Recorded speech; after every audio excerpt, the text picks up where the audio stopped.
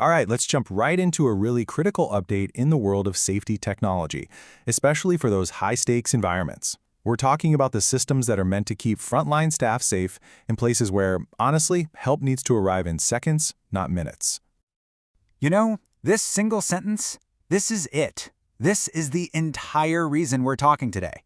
It just perfectly sums up the unbelievable pressure on frontline staff, where every single choice, every piece of tech, is judged by this one unforgiving standard. And there's a problem, a big one.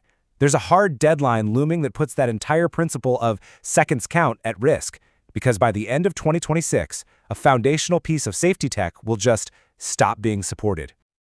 So, for more than 20 years, one system, the Bosch Security Escort, was pretty much the gold standard for staff safety. It was everywhere.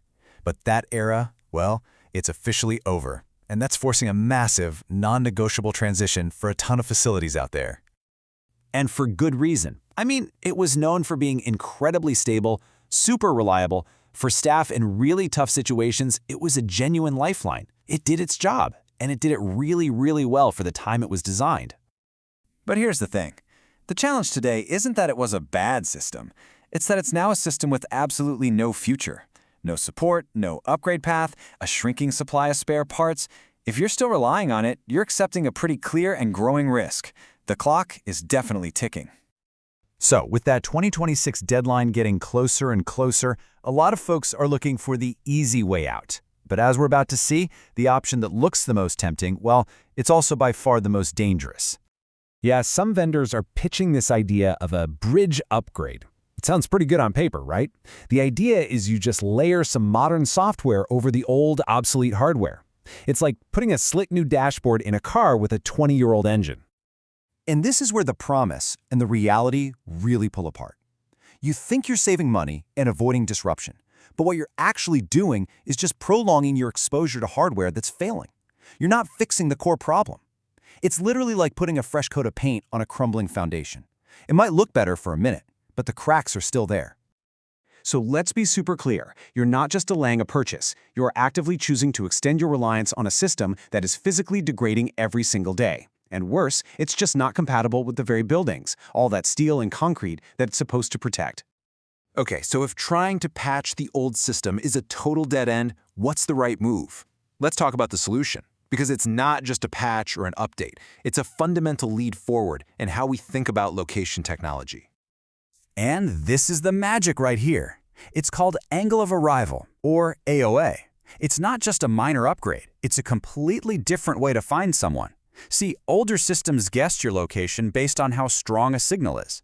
AOA doesn't guess. It knows, based on the exact direction the signal is coming from.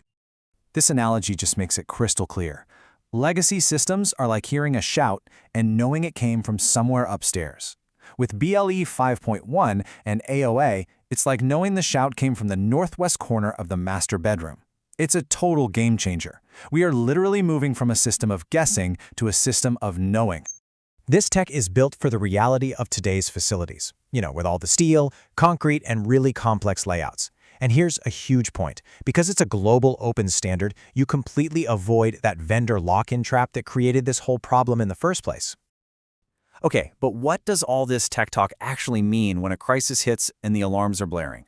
Let's run through a couple of high-stakes scenarios and see the real-world difference this makes. Okay, scenario 1. An officer hits their duress button in a modern, reinforced part of the building.